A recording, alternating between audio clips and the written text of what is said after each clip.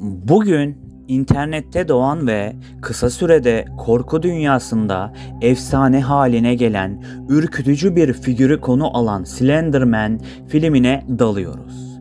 Hikayemiz Amerika'nın Massachusetts eyaletindeki küçük bir kasabada 4 genç kızın gizemli bir ritüelle Slender Man'in karanlık dünyasına adım atmasıyla başlıyor.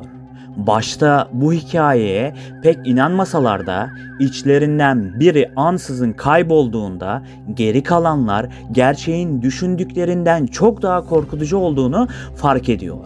Slender Man uzun, ince yapısı, ifadesiz yüzü ve ürkütücü aurasıyla onları adım adım izlemeye başlar.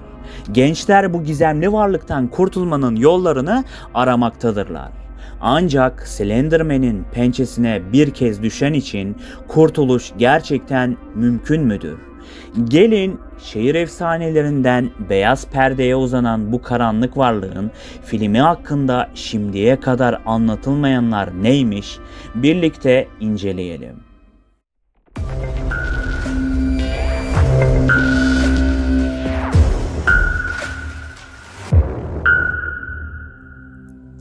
Slender Man karakteri ilk olarak 2009 yılında bir internet forumu olan Something Awful'da bir Photoshop yarışması için yaratıldı. Eric Knudsen forumdaki adıyla Victor Search bu yarışmaya çocukları hedef alan gizemli bir figür ekledi ve böylece internet efsanesi haline geldi. Slender Man filmi bu internet fenomeninin yanı sıra 2014 yılında Amerika'da yaşanan ünlü bir davadan esinlenilmiştir. İki genç kız Slender Man'e kurban vermek amacıyla arkadaşlarını bıçaklayarak öldürmeye çalıştı. Bu dava Slender Man mitosunu daha fazla dikkat çeker hale getirdi ve toplumda ciddi bir tartışmaya yol açtı. 2014'teki olayın mağdurlarının aileleri ve birçok sosyal grup yapımcıları gençlerin yaşadığı bu travmayı istismar ettikleri gerekçesiyle kınadı. Tepkiler filmin bazı Amerika eyaletlerinde gösterime girmesini engelleyecek boyuta ulaştı. Slender Man karakteri ve hikayesiyle ilişkilendirilen 2014'teki dava nedeniyle filmde gerçek olaylara dair herhangi bir açık referans yapılmaması kararlaştırıldı. Bu filme toplumsal bir tartışma katmayı zorlaştırdı. Aslında yapımcılar senaryoya 2014 davasına ince göndermeler eklemek istediler ancak hukuki ve etik kaygılarla bu fikirden vazgeçtiler. Gerçek olaylara videonun ilerleyen bölümlerinde değineceğiz dostlarım. Şimdi film hakkında detaylara biraz daha girelim. Slender Man karakterinin görünümü çok daha korkutucu ve grotesk olarak planlanmıştı. Fakat film daha genç bir izleyici kitlesine hitap etmek üzere PG-13 derecesine çekildiği için Slender Man'in tasarımı ve bazı sahneler yumuşatıldı. Bu değişiklik filmin aşırı korkutucu olmasının önüne geçti. Ancak hayranlar orijinal, daha ürkütücü tasarımın filmde yer almadığını öğrenince hayal kırıklığına uğradı. Filmin yönetmeni Sylvain White başlangıçta Slender Man'in varlığını daha soyut, gölgeler ve hızlı geçişlerle korkutucu kılmayı planlamıştı. Ancak stüdyo figürün daha fazla görünür olmasını ve fiziksel özelliklerinin netleşmesini isteyince yönetmenin ilk yaratıcı vizyonu değiştirildi. Bu değişiklik filmin daha yüzeysel ve klasik bir korku filmi olarak algılanmasına yol açtı. Film nispeten düşük bir bütçeyle çekildi. Yani 10 milyon dolar civarında ve eleştirmenlerden olumsuz yorumlar aldı. Yine de Slender Man'in popüler kültürdeki etkisi sayesinde dünya genelinde ilgi gördü. Film yaklaşık 51 milyon dolar hasılat ederek düşük bütçesine rağmen ticari başarı sağladı. İnternetteki Slender Man hikayesi genellikle daha fazla doğaüstü öğe ve psikolojik korku içerir.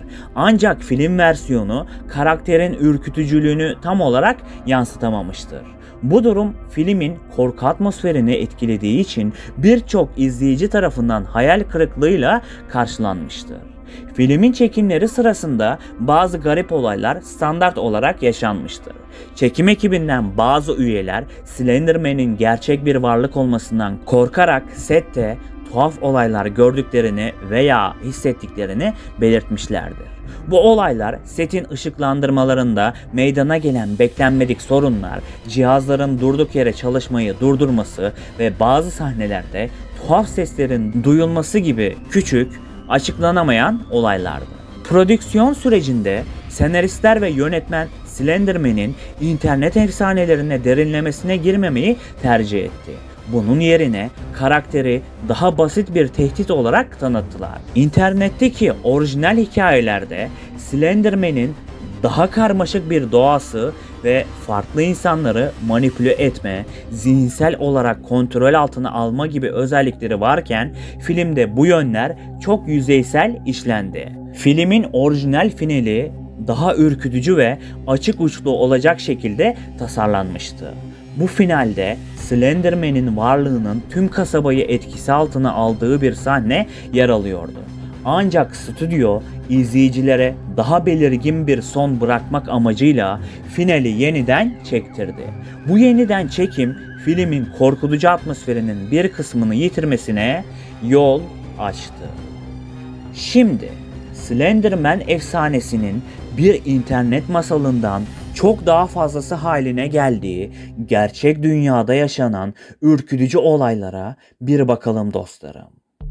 Slenderman ilk kez 2009 yılında bir internet forumu olan Something Awful'da düzenlenen bir yarışma kapsamında ortaya çıktı.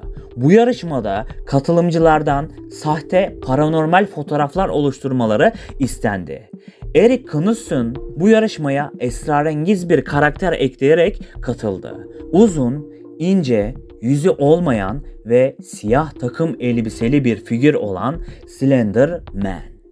Knudsen'ın Slenderman'le ilgili paylaştığı ilk iki fotoğrafta çocukların olduğu ortamlarda beliren bu varlık çocukları kaçıran veya onları kötü şeylere sürükleyen bir figür olarak tasvir edildi. Bu fotoğraflara eklediği kısa hikayelerde Slenderman'in insanlara takip ettiği, onları psikolojik olarak manipüle ettiği gibi korkutucu detaylar yer alıyordu. Slenderman kısa sürede popüler hale geldi ve internet kullanıcıları bu figürün hikayesini büyüterek kendi kurgusal hikayelerine eklemeye başladılar. Bu hikayelerde Slenderman genellikle ormanlık alanlarda ortaya çıkan, insanların peşine düşen ve özellikle çocukları hedef alan bir varlık olarak anlatılıyordu. Figürün yüzsüz oluşu, uzayabilen ince kolları, giydiği siyah takım elbisesi ve sessiz ama tehditkar duruşu ona kendine özgü bir ürkütücülük kattı.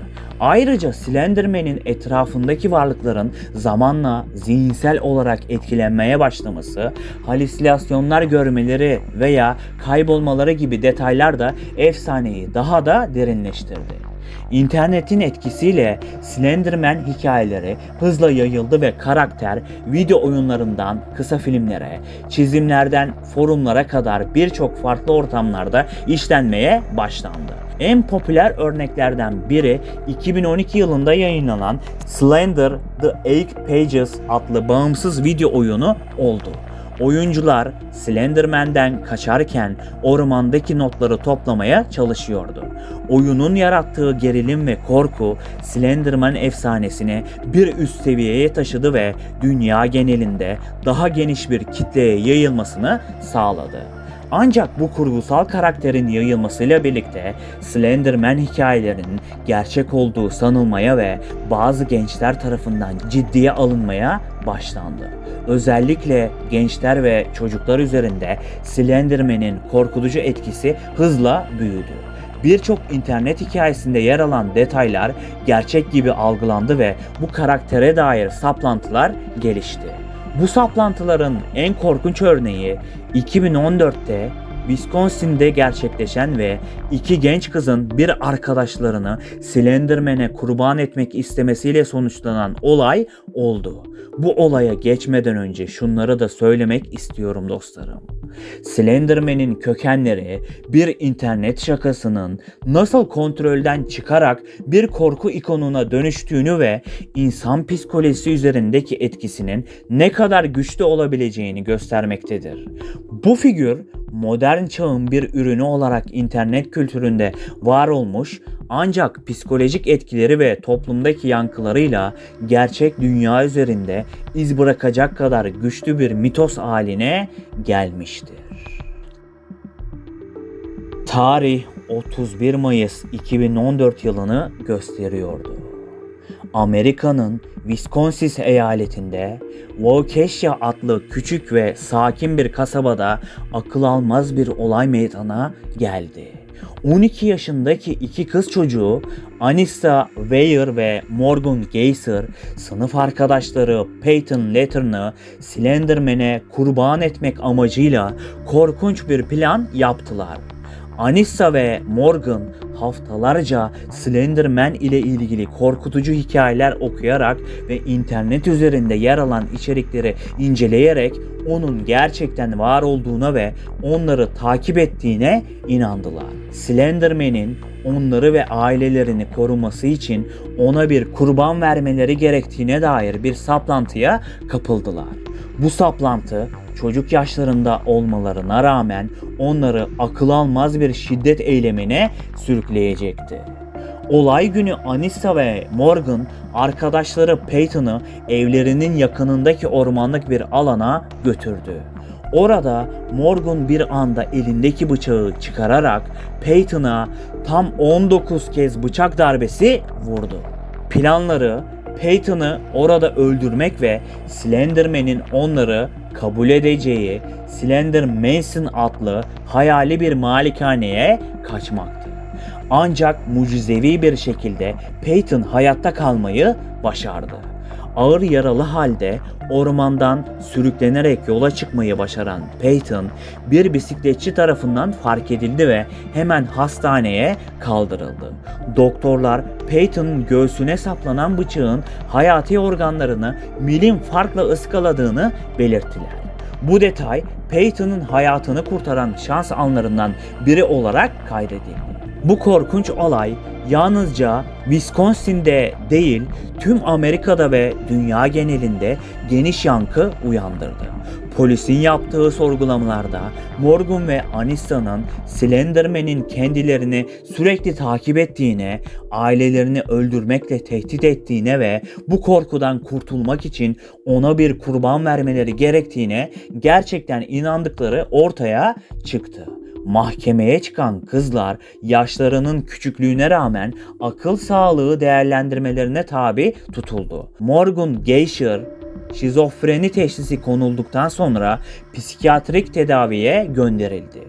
Anissa Weier ise akıl sağlığı sorunları gerekçesiyle 25 yıl boyunca ruh sağlığı kurumunda gözetim altında tutulmak üzere cezalandırıldı.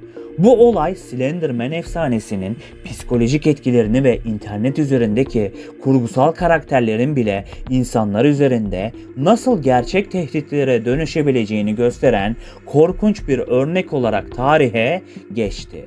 Bu trajedi Slenderman mitosunun sadece bir internet fenomeni değil, aynı zamanda ciddi psikolojik etkenleri olabilecek kadar güçlü bir korku figürü haline geldiğini bir kez daha ortaya koydu. Olayın ardından birçok kişi internetin ve özellikle gençlerin etkilenebileceği bu tür içeriklerin sınıflandırılması gerektiğini savundu. Slenderman'in doğurduğu korku, internette doğan bir efsanenin gerçek dünyada ne gibi sonuçlara yol açabileceğine dair çarpıcı bir uyarı olarak hafızalara kazındı. İşte böyle dostlarım. İnternetin karanlık köşelerinden doğan ve kısa sürede tüm dünyaya yayılan Slenderman efsanesine birlikte göz atmış olduk. Basit bir forum gönderisi olarak başlayan bu hikaye insanların zihninde yer eden korkutucu bir figüre dönüştü. Slenderman bize yalnızca korkunun nasıl şekillenebileceğini değil, aynı zamanda hikayelerin nasıl gerçeğe dönüştüğünü ve insanların psikolojisi üzerindeki etkilerini de göstermektedir. Özellikle gençler arasında büyük bir etki yaratan bu figür, masum bir efsanenin bile nasıl tehlikeli bir saplantıya dönüşebileceğini kanıtladı. Korkunun gücü bazen beklenmedik yollarla kendini gösterebiliyor. İzlediğiniz için teşekkürler. Kanalıma abone olmayı ve videoyu beğenmeyi sakın unutmayın. Ayrıca katıl butonundan ufak da olsa kanalın gelişmesine destek olabilirsiniz. Korkularınıza dikkat edin. Çünkü bazen onlar da size dikkat ediyor olabilir.